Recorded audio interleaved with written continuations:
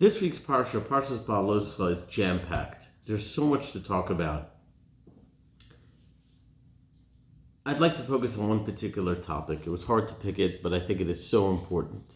See, the Jews leave Mitzrayim, they leave Egypt. After going through the splitting of the sea and receiving the Torah, we survived the terrible mistake of the Chet HaEgel, the sin of the golden calf. And then we build the Mishkan, the tabernacle. We're taught about the offerings. And the book of Leviticus, the book of Vayikra, is primarily a book of mitzvos, of commandments, with a little bit of storyline. Bamidbar is when we start traveling, and that's when things start unraveling. The Jews start complaining. And Moshe turns to Hashem and says, Hanochi harisi es kol ha'am hazeh. Have I conceived these people? And Manochi ledatiu, did I beget them? Did I give birth to them? Ki somer elai, that you should say to me, one tells me, carry them in your lap as you carry a child, as a parent carries a child. Why am I carrying them? Why do I bear all this responsibility? Did I give birth to them? Are they mine? You know, it reminds you sometimes of a teenager that takes on a lot of responsibility on their own, and they say, I can't do it anymore. You're asking too much of me. Why are you asking me so much? Why is it my responsibility? And the parent then turns to the child and says, I didn't ask you to take it all on. Or we find other scenarios and other experiences in life of people taking on tremendous responsibility and not being able to deal with it and then getting all stressed out. Is that what's going on with Moshe? Where in the Torah does it say that Hashem said, carry them as a parent carries a child? Where do we find this, that Moshe gets so worked up and says, why do I have this obligation? Did I give birth to them? He was never asked to have such a responsibility for them. So is Moshe just overreacting? This is Moshe, the giver of the Torah, the ultimate leader of the Jewish nation. Clearly there's no overreactions here. What is his reaction expressing? Says one of the great teachers of Torah, one of the deep thinkers of the 20th century, Rabbi Yerucham Levovitz of the Mir Yeshiva.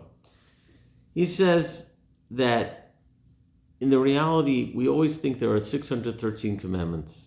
He says really there are 614 commandments. The 613 that if we look at the Torah, we can find sources for the 613 commandments.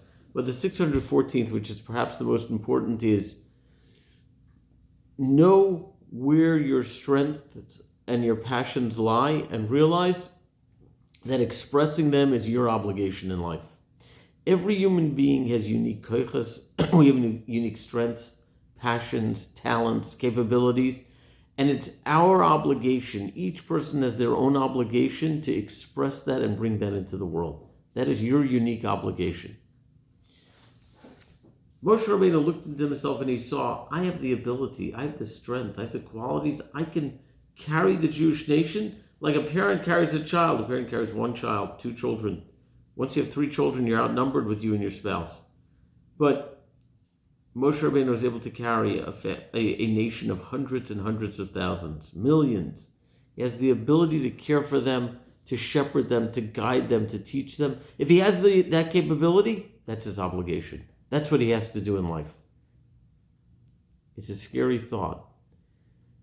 But life is about understanding yourself and understanding what your qualities obligate you in and doing them and living a life like that. I remember a number of years ago meeting a man who, upon graduating college, got a job in a large consulting firm. And he's apparently good at what he does. And at the time he was in his low 40s. He'd been working in the same firm for 20 years. He told me he was on track to retire in another 20 years. In his low 60s, he would retire and he'd be fine financially the rest of his life. So I said, well, what are you going to do? And he said, I don't know. I guess I'll play golf. I'll travel. We'll have grandchildren by then. Guess I'll spend time with the grandchildren, but I don't know. What a tragedy.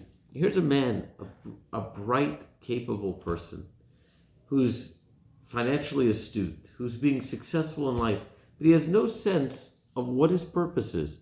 I'm working, and I'm working hard in order to have money, in order to retire, in order to spend many years living aimlessly until he gets buried in the ground. What's the point of it all? The point of life is, sure, we have to work and we have to earn a living and we have to take care of our family, but it's a opportunity. It's an unending experience of self-discovery, realizing where do my strengths lie, and how can I express that in the world? How can I bring that out in the world? One of the guiding lights in my life, who I speak about often, is the dean of the Mir Yeshiva, the Rosh Yeshiva of the Mir Yeshiva in Jerusalem that I had the privilege of studying in, Rav Nosson Tzvi Finkel, Zecher Tzadik Levrocha, of saintly memory. Rav Nosson Tzvi was somebody who didn't shirk from any responsibility. His life's mission was to encourage people to study Torah, to give them a sense of hope, and whatever it took. When I was in the yeshiva 25 years ago, he would travel for 1 week a year to the United States to raise money. But then he saw there was a need to expand the yeshiva, to take it from 2,000 students to 4,000 to 6,000, and that required building many buildings. And he said there's got to be more dormitories, there's got to be more dining rooms. So he started traveling the world. He didn't just travel to the United States, he'd go to South Africa, to Europe, to many different countries, many different continents, in his desire to grow, to expand the yeshiva. But it wasn't just about his yeshiva. He would go, the story goes that he showed up in the famous yeshiva in Baltimore, Ner Israel Rabbinical College, Ner Yisrael, and he started talking to the students there and encouraging them. And he said, I want to start a program here in the yeshiva where if you study a certain amount or review a certain amount and pass certain exams, I will send you money. He's raising money for his own yeshiva and he's giving money to some other yeshiva because it wasn't about himself. It was about, I have the ability to inspire people to study Torah. I'm going to go out there and do that and do it in the fullest way. And that's what he did to the last moment of his life. When he just barely had the energy to walk, when you couldn't even hear him talk because it was a whisper because he was so weak, he was inspiring others and guiding others. That's how we have to live life.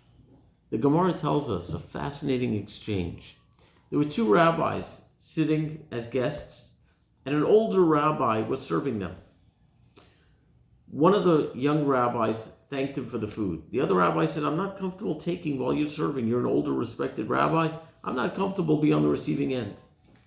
And he turns to the other rabbi and he says, why are you taking from him while he's serving you? Why don't you stand up and serve him? So the other rabbi says, well, we find a precedent in Torah. We find that Avram Avinu, served those travelers. Avram Avinu, the greatest respect, but the most amazing teacher of monotheism in the world. And there are some travelers who he doesn't even know. The Torah doesn't even articulate their names, just some travelers. And he served them. We find someone even greater than this rabbi serving people. And then a third rabbi says, well, we find even a greater precedent than that. Hashem takes care of the whole world. He takes care of everything. He sustains the entire world, human beings, animals, insects, and so on. The ecological system. Hashem's doing that all. God is greater, and he's taking care of everything. What does that mean? What's the message?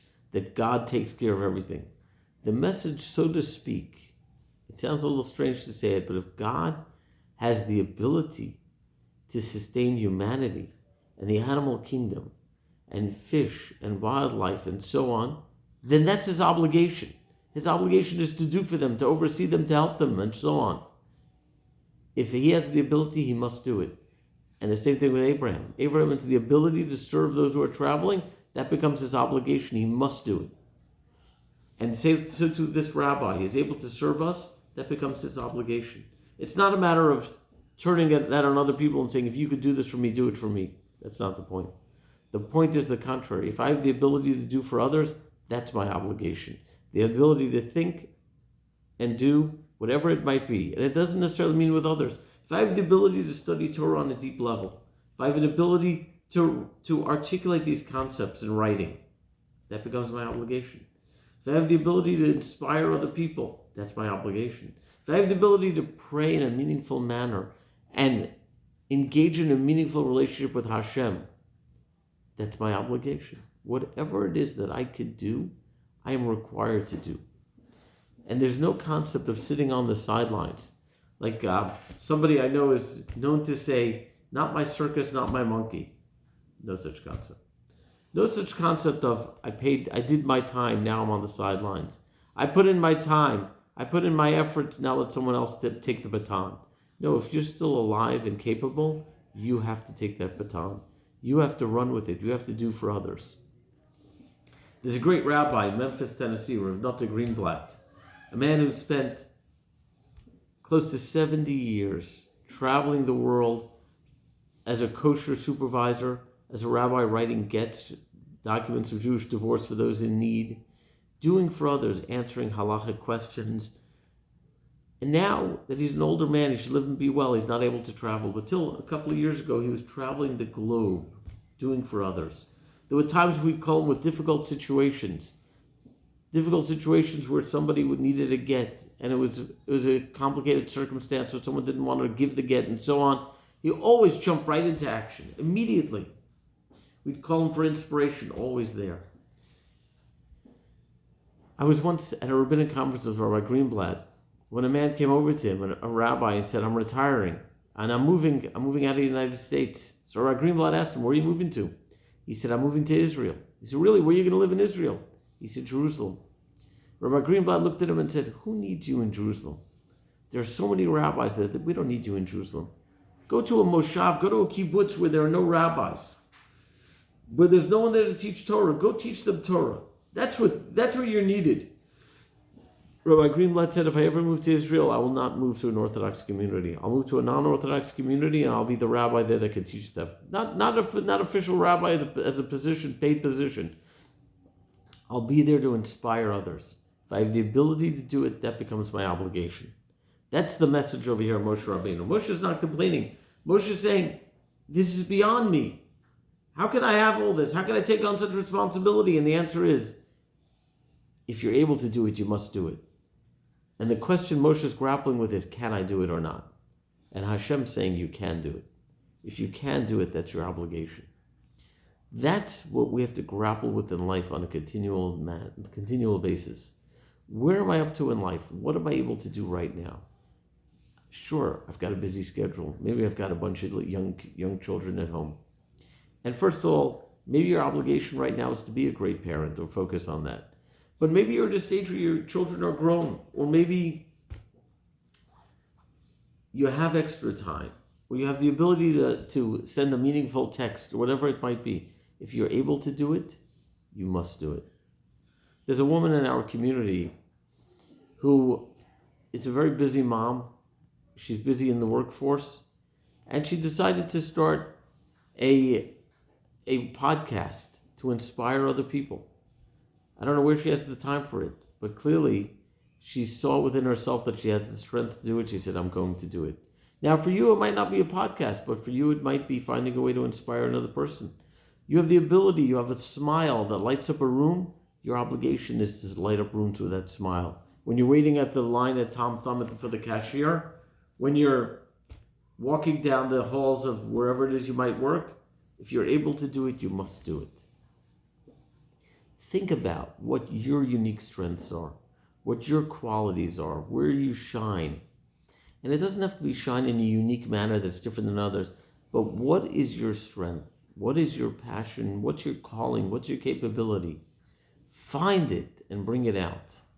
Rabbi Yerucham Levovitz, the rabbi I quoted earlier, was known to say, and I remember his student, Rabbi Shlomo Wolbe, would tell this to us in the Mir Yeshiva. He would say, "Woe to somebody who doesn't know his own shortcomings, who doesn't know his own deficiencies. But a double woe, oy vey, to a person who doesn't know their own strengths." Unfortunately, in life, sometimes we don't spend enough time focusing on what was strong, where we're strong, where we could shine, where we are really unique and special. And if we don't know that, then we don't realize what we bring to the world. And I think part of our obligation sometimes is reminding other people just how powerful they are and how much good they bring to the world. Just as you get to know people, you see their unique strengths. I have a friend of mine who I started studying with recently, another rabbi, not from the Dallas area. And I noticed he has an amazing quality to him, that he compliments people often, whether it's me, whether it's other people he's talking about, whether we're part of a group. And when he compliments, he doesn't just say, "You're wonderful, you're special." He gives specific compliments. The way you express that concept was so clear. I was so inspired by the fact that you took on X. You've expanded my mind with that particular concept, whatever it is. Or he'll even tell me stories about what goes on in his house, and I've heard how he compliments his own wife and children. That quality of giving specific compliments is a wonderful, wonderful quality. Whatever it is that you have in the way you communicate with others, in your interaction, in your ability to go deep within yourself, in your relationship with Hashem, whatever your strength is, that becomes your obligation. And if it's your obligation, just like you would not want to forget about a mitzvah that you're obligated in, this is no less a point.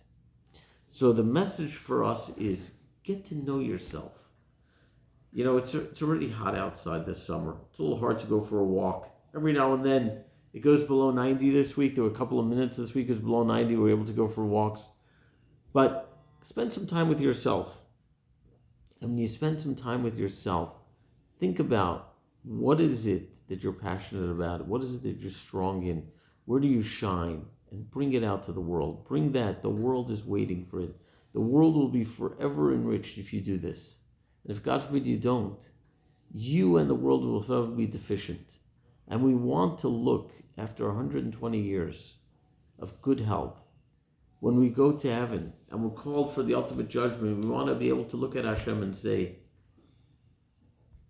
I used my strengths. I used every part of myself.